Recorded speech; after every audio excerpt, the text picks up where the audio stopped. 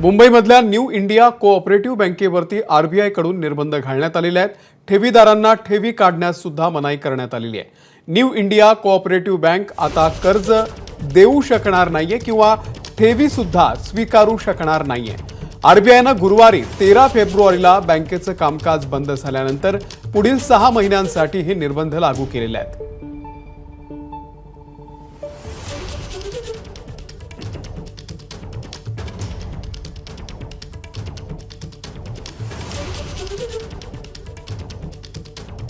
तर कसे आहेत हे निर्बंध? खातेदारांना बँकेमधून पैसे काढता येणार नाहीयेत।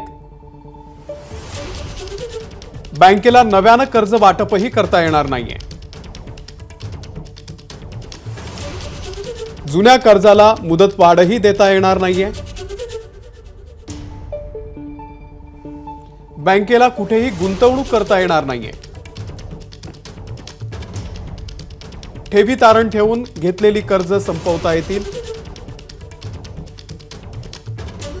बँकेतील 5 लाखांपर्यंतच्या ठेवी सुरक्षित आहेत।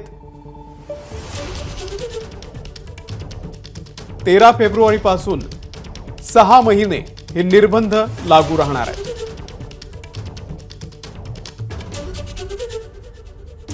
अक्षय भाटकर आपले प्रतिनिधी या संदर्भातले अपडेट देतील। अक्षय, काय नेमके निर्बंध लावण्यात आलेले आहेत आणि ज्यांना आता पैसे काढायचे त्यांच्या समोर काय नेमके पर्याय आहेत?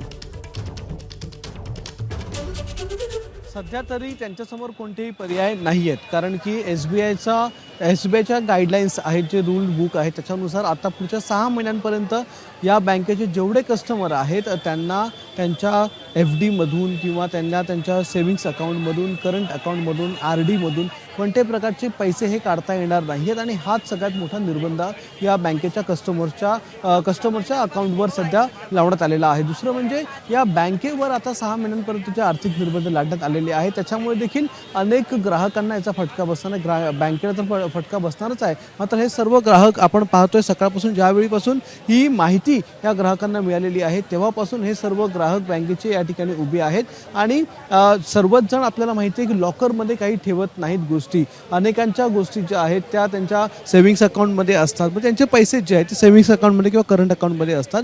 आणि आता मात्र जर आपण पाहिलं तर लॉकरमध्ये जी लोक आहेत त्या सगळ्या लॉकरमधल्या गोष्टी ज्या आहेत, मग दागिने असतील किंवा इतर वस्तू ज्या असतील त्या काढण्याची मुभा ही बँकेने दिलेली आहे। RBI कडून ती देखील मुभा देण्यात आलेली आहे। केवळ लॉकरचा वापर करता येणार आहे, मात्र त्यांच्या सेव्हिंग्स अकाउंटमध्ये, करंट अकाउंटमध्ये, फिक्स डिपॉझिट्समध्ये जे पैसे आहेत ते मात्र सध्या तरी या कोणत्याही ग्राहकांना काढता येणार नाही आहेत। तरी देखील एक आशा आहे या सगळ्या लोकांना की काहीतरी होईल।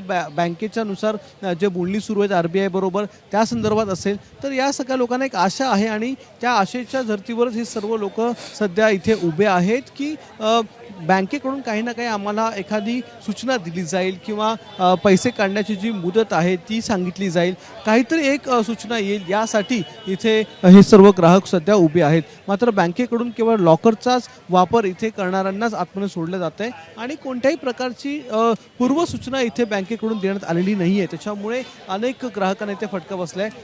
कितने देर से आप खड़े हो लाइन में? 12 बजे से। कितना पैसा है आपका? मेरा एक भी पैसा नहीं है यहाँ पर। क्यों? लॉकर लॉकर यूज करने क्यों दे रहे? हाँ, वो तो कभी भी बैंक वाला देगा, उसका कोई दिक्कत नहीं है। और जिसका 5 लाख तक का FD है वो ऑलरेडी इंश्योरेंस कवर रहता है किसी भी बैंक का थ्रू RBI।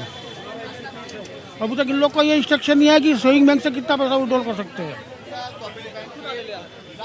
इथे अंधेरीत राहतो आम्ही, कोलडोंगरीत। तुमचे पैसे आहेत बँकेमध्ये, त्यासाठी आलेले आहेत। बँकेकडून काही सूचना दिल्यात? नाही, काय बँकेकडून काय सूचना आलेल्या नाही आहेत।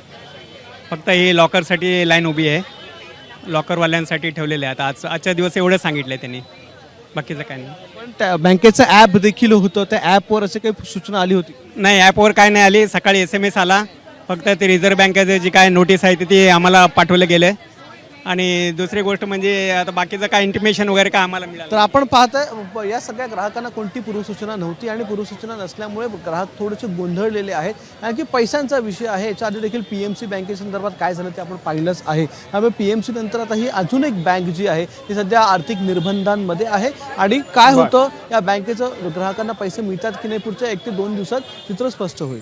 नक्कीच। अक्षय, धन्यवाद दिलेल्या या संपूर्ण माहितीबद्दल. एबीपी माझा, उघडा डोळे बघा नीट.